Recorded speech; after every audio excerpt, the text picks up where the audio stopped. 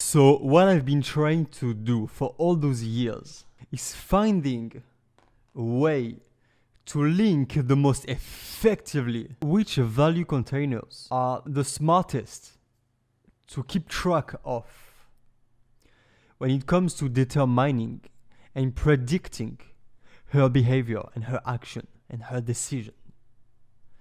If you want to track, will she decide to stay talk with me when I approach her? Will she decide to invest herself in the interaction? So, for example, start to ask questions, just answer in an interesting way, just looking at you in a way that is invested enough.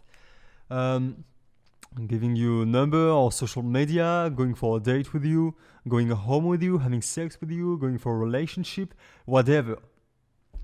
For any of those actions, I wanted to find the smartest value container to keep track of, so that if I just focus on those value container and I just make sure to get them right every time, 100% of the time, she will make decisions that I want and that she will want as well, because this will bring her value. It's not about tricking people into making them believe they will get value, whereas in reality they will not. No, you have to really make these things positive value containers. You have to make those choices actual happiness containers, right? Okay, so after all those years, I finally found what are those value containers, and at the end of the day, this is pretty simple. But that's not everything, because after we have set those value containers, the basic one, we will talk about the tools we have to make them, to turn them into actual happiness containers. Right?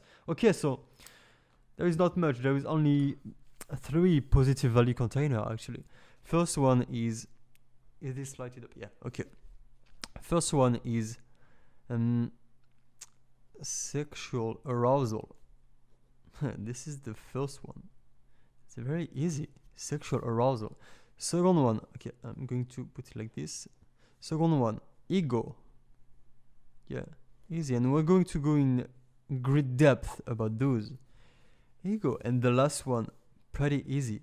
Last one is all the things that we can have in social interactions. Social interaction, positive values. So here we will list the positive values of social interaction in general. Above this is more about the man-to-man side of it. Ego is contained as well in social interaction, all right? But here we focus more on the impact of you as a man toward her when we talk about her ego, not about social things. Okay, right?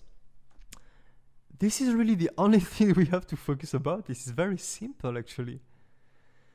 When we focus on other value containers, this is where the bullshit comes.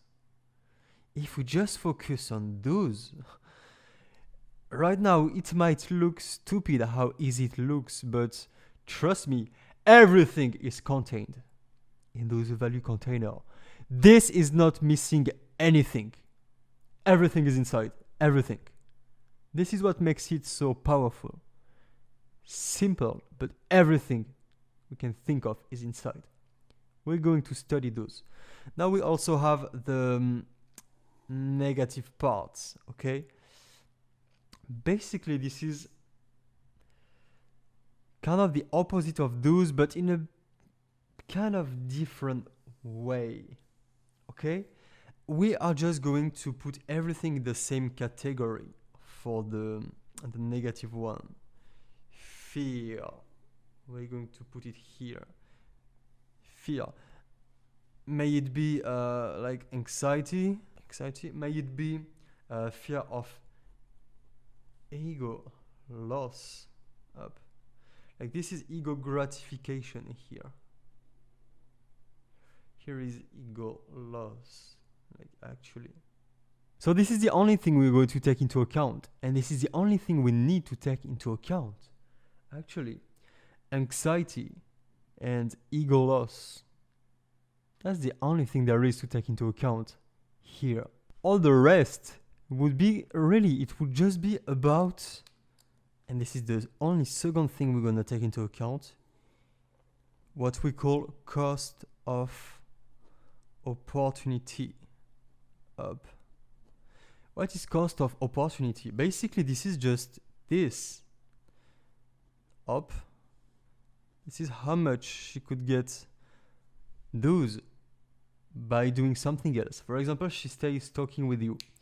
Even if she has no fear, she's relaxed, she's fine. But let's say she could be with her friend. She wants to see her friend. If she would have more happiness, if there is more happiness contained into being with her friend than being with you, then even if there is no negative element in being with you, this is still a loss. This is still some form of negative.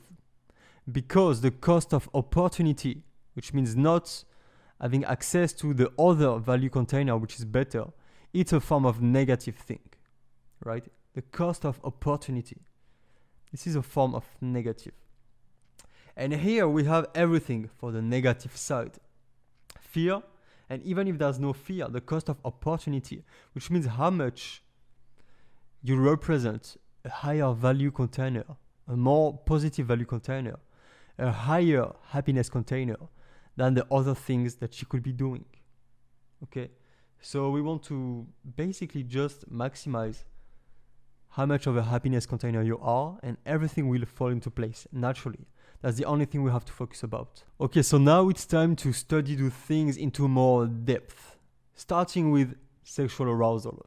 Let's jump right into it. Oh yeah, and what I forgot to say before jumping into the next video is that any decision, anything she will do, anything we want to influence is only going to be based around this.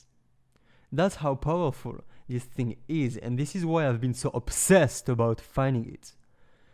Because we have everything here. Any decision, the thing we saw before in the last part, I've made a quick list. All of those are going to be based around this. Just going to be different combinations of those.